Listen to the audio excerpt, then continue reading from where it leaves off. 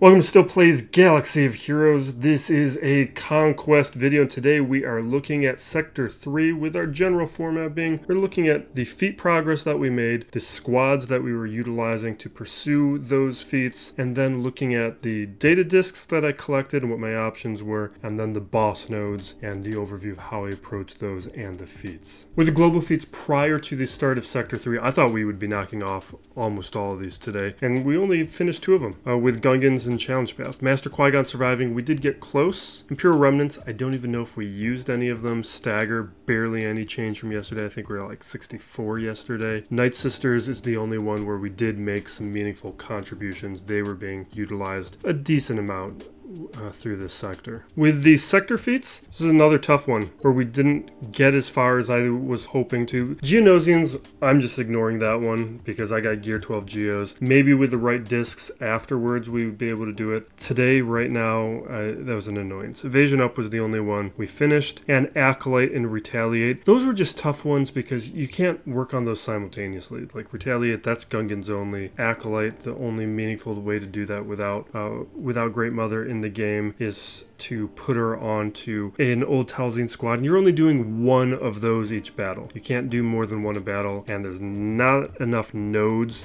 to do both throughout the sector. And Retaliate, that comes from Gungan Phalanx with his Raise the Shield ability. Just keep in mind it is a 4-turn cooldown, and because I didn't change out my discs, I was wiping out my opponents with a Gungan squad really quickly, so we just couldn't get enough per battle. If you changed your discs, maybe used a lot of basics, maybe you could get it up to 2 a battle, but it's slow going. And with Acolyte, I just used an old school Talzine squad. Just took out Marin, put Acolyte into that spot, and that just works great. Now some of that may have been some friendly nodes, like these first 4 nodes here with Ewoks, Mon Mothma, JTR, and Grievous. Those were all Acolyte battles. Like that's, Talzine hard counters all those squads. And then with the Night Sisters, I think Phoenix, Rex here, and I think this Jedi squad, those were all Acolyte battles. But with Evasion Up, I approached this 3 ways. One, I had in my presets just the Bad Batch, because multiple of these characters do Evasion Up, but they're not helping out with any other feats. And I actually only did this, I think, 1 battle. But if you look at the squad, like Hunter on Shrouded Approach's AoE ability, this gives an AoE Evasion Up, and that's part of the reason it's good. It is quick progress, but it's also Echo with Never Any Doubt. This also is an AoE Evasion Up. So you can see, like, at a minimum, you could get 10 per battle with the Bad Batch. But the downside being, that's all you're doing. This is the other squad I was using. Here, you get Evasion Up on Luminara's basic. That's what she's very good for. But the problem is there's not a ton of assists, so you don't actually get a lot of opportunities for Luminar to stack a bunch of these. That's what Shock T is for, the called assist to get some. Queen Amidala does have 1, but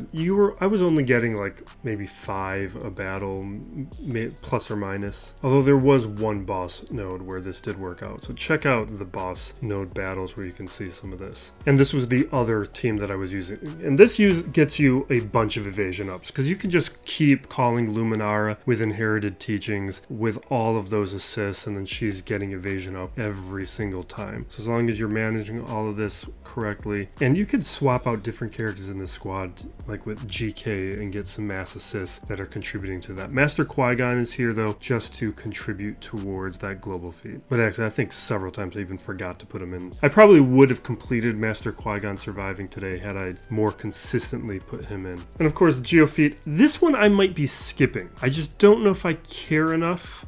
It might change after we're done with Conquest and I've got the red crate. I might experiment at that point. You can check back later to see if I'm doing that or not. It's going to depend entirely on how Great Mother affects Conquest tomorrow. For the Sector 3 data discs, this is the same as Sector 1, I think. I've been using the same things. This is unchanged definitely since yesterday. And this has been working really well for me, especially when I just need to win. It's not going to be great for defeats, and it probably hurt me a little bit today just because of how fast it was taking out squads. It was preventing me, like I said, to get to a second Retaliate in battles. maybe had I swapped out discs, we would have had an easier time of accomplishing that. And what's going on here is Volatile Accelerator is putting out a bunch of dots. Those dots are then expiring and combining with War of Attrition, which is removing their turn meter. I am getting stacking offense with critical hits, and then Amplify Agony just improves everything. At the first fork, we get some good options here. Opportunistic Support is solid, Ruthless Offense is interesting, but Blindside is a favorite of mine. And I apparently didn't even click on the lower node, or at least I didn't capture it in a record. At the crossroads, we have a certain defeat down below. That's an interesting one. The middle node gets us a green Volatile Accelerator. We already have one of those. And the bottom node, Helping Hands is a little interesting. Critical Tactics, I already have a blue one, and you could stack them, but you don't want to stack threes. It's just too expensive. So I have a superior option. And I end up grabbing the certain defeat. I think it's the best option that we had here. At the next fork, we got a Caustic Emissions and a Ruthless Offense. The Ruthless Offense is interesting. And down below we have an Amplify Agony. I've already got one green one. I've got a blue one. That's probably enough. It is tempting to always get a third one, but the upper node had some other options I think I was more tempted by. And normally I would go with the Ruthless Offense, but Caustic Emissions,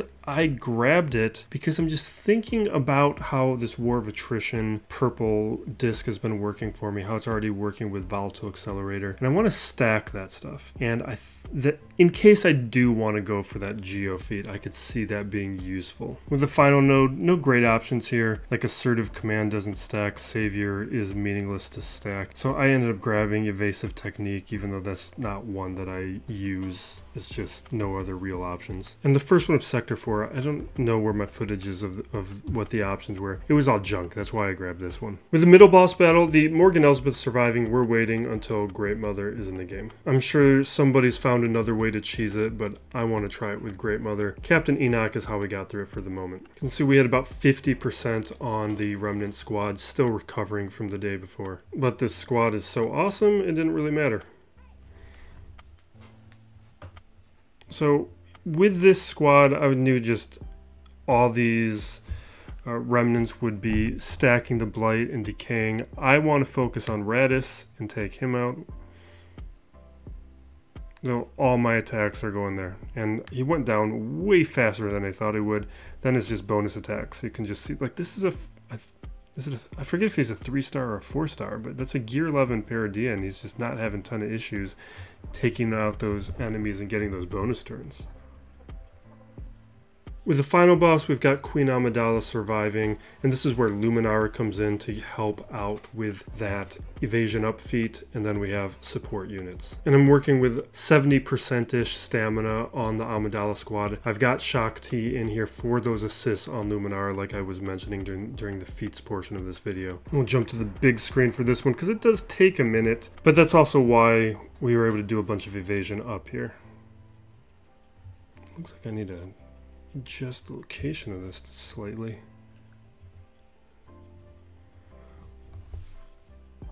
But what you want to do is just take out Dark Trooper earlier than I do. I think I figured that out a little later. It may have helped with some of the Evasion Up. But it also helps to have Shock T for the Dispel. Like, that actually came in very handy. You can see I'm spending a lot of time right now getting those Evasion Ups and just trying to take out Enoch, because the unique is disabled once Enoch is gone. He is a target that you want to eliminate. But one of the things I wasn't really valuing was how much it would help to get rid of Dark Trooper, because he won't revive from the decay mechanic. Now you can also see all the debuffs that are landing. That's from Volatile Accelerator, and we are just getting a whole bunch, and then combined with War of Attrition, that's giving me a lot more turns.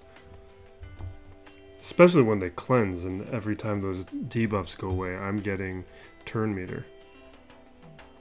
And then Critical Strike is stacking the offense. Well, as long as I'm getting crits, I think there's some anti-crit mechanics, or I know there's some anti-crit mechanics, I just don't remember the particulars of them.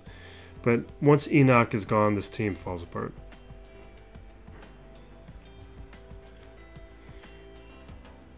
But you can, I don't know why I called POW there. I could have just gone with Luminara to make sure I get it, but At this point, I was probably halfway on the Evasion Up. And this got me the other half, and probably plus some.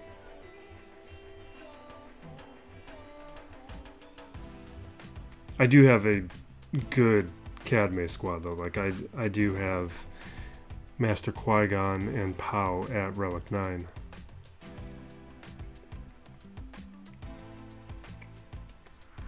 But you do see there's certain conditions where I'm not able to eliminate the troopers on a hit and they get the decay, and that's because of the crit mechanic. If you don't knock them out with a crit, they revive.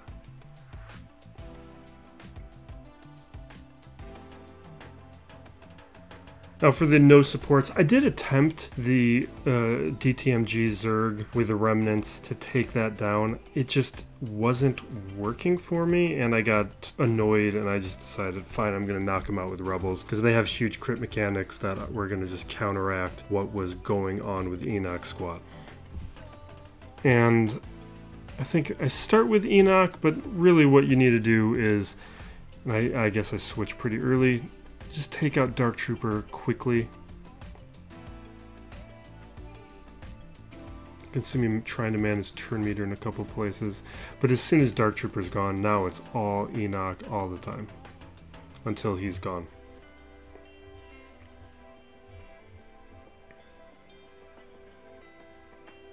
And I don't know if we're going to play out this whole thing. It does take a while still, but we'll give it another minute. Maybe we'll take out somebody else, but you get the idea. It's basically done once Enoch is gone. And we will wrap it up there. I'm thinking one of these slots we'll put the Sector 2 video, the same part of this series, and then down below we'll have my Great Mother kit reveal that you can check out as well. So thank you for watching. Be excellent to each other. Still plays Galaxy of Heroes.